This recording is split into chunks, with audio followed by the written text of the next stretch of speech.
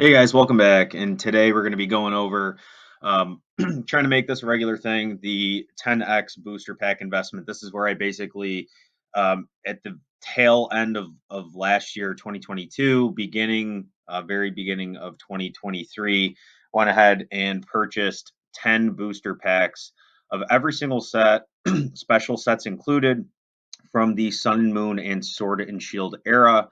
And I did this because, I wanted some skin in the game going back that far with every set. And it allowed me to basically, create content for you guys and also track this stuff, on a somewhat monthly basis, which is what I like. And doing stuff like this, the analytical side, is something that I enjoy. So, without further ado, let's jump right into it. I don't expect this to be a long video, but you can see I added the 427 columns here. So all I did was populate the current market price on TCG Player. I know that you can find some more expensive or cheaper on other sites, whether it be Facebook Marketplace, Mercari, eBay, that kind of thing. But for the sake of comparing apples to apples, I am just going with the TCG Player market price. So I pulled all of these off of here. This morning, and you can see I started to populate my Scarlet and Violet sets. We have Paldea Evolved coming out soon, I think in June, which is hard to believe. It's basically May, but I picked up my Scarlet and Violet base set. I picked up two, I think they're booster box, the six pack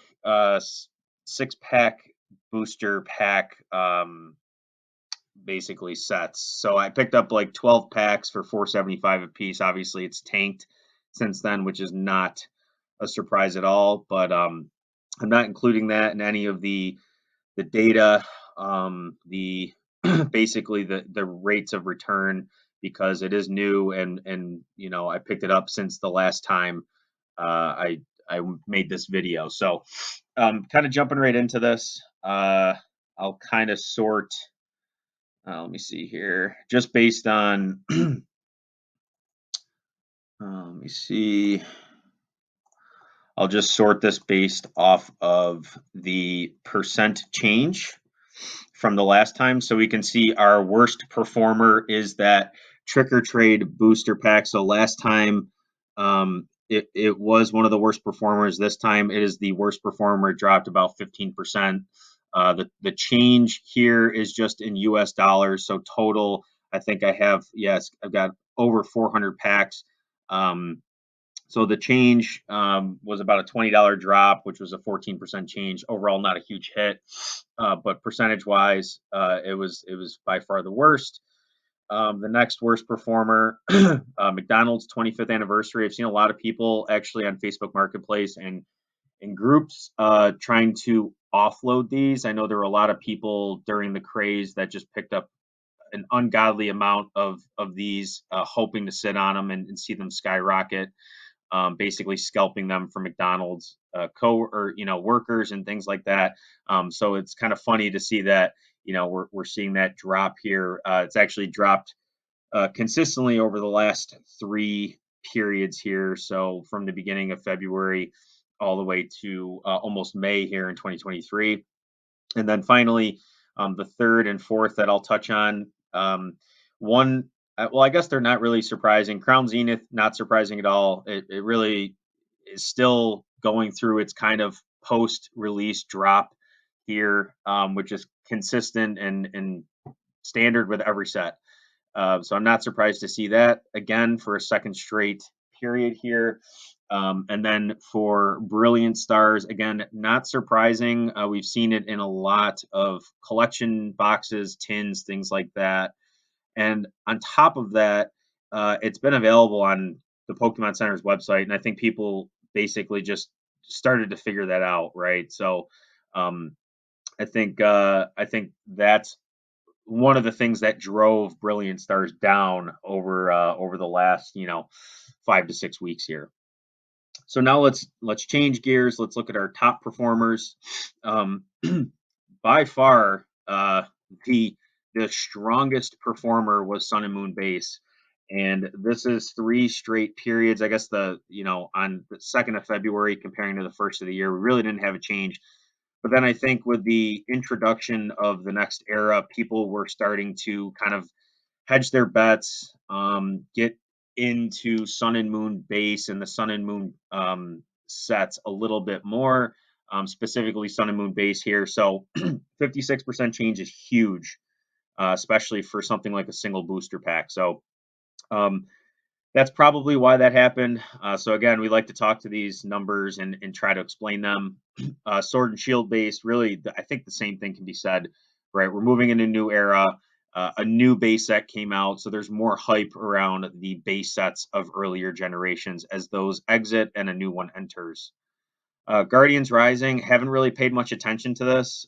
There may be some singles in there that may have drove this, or it might just be the normal ebbs and flows of the market. Rebel Clash, that's continuing to increase. That's an older set, out of rotation officially.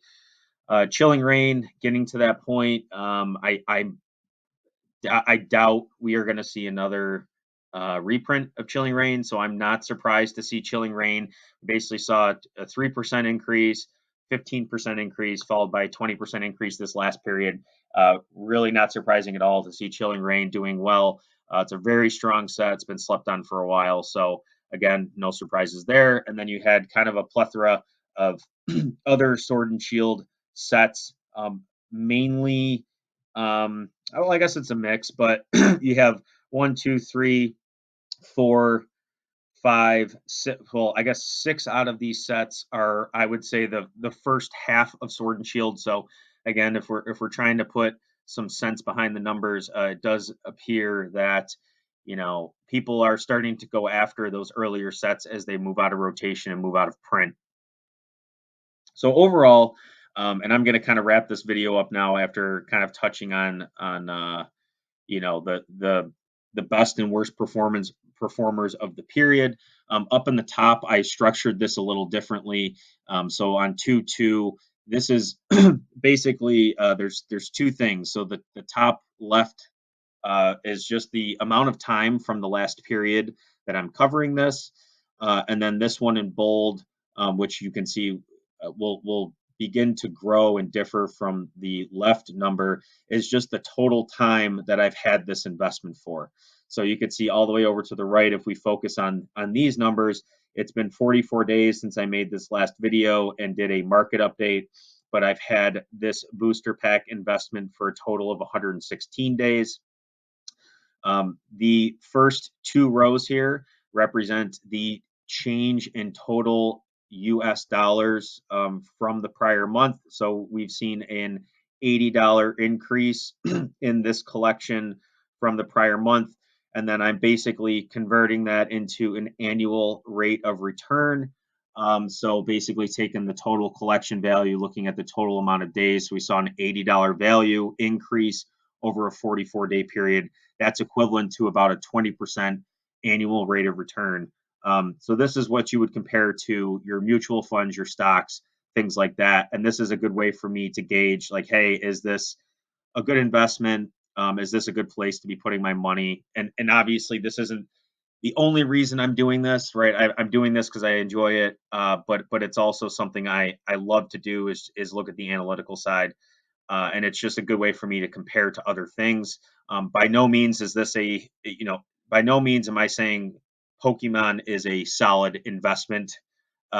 It's not, it's not a safe investment. I would not go parking tons and tons of your money and taking out loans and leveraging things. But for me, this was something that I knew I was going to continue for the long term. I will continue it into Scarlet and Violet and on. So for me, it's serving a dual purpose. Yes, it is a little bit of an investment, but it's also fun, and I get to make content and I get to talk to it. And then the last 2 rows here, cost basis and then total rate of return. So again, cost basis, this is how much the investment or the booster packs have grown over this full 116-day time period. So I've seen a $500 return over about 116 days. This is equating right now to about a 59% annual rate of return. I expect that that will continue to drop as time goes on. We had a really giant spike in January, December, which is why this is so high now. And you can see it started out super high as time was short because I had almost like an immediate rate of return. As soon as I bought those packs, a lot of packs skyrocketed, right? And so slowly we're seeing that kind of normalize and come down over time. And as we get through the end of the year, I'm guessing this will be somewhere between the 20 and 30% range. So that's really all I had for today. Again, I'm going to try to continue to do these on a monthly basis. It was about a month and a half since the last time I did this, but again, I'm going to try to make this a normal thing. So maybe towards the end of May, I'll pop another one on here. But if you guys like this, please consider subscribing, leave a like, leave a comment. If you'd like to see anything different, let me know.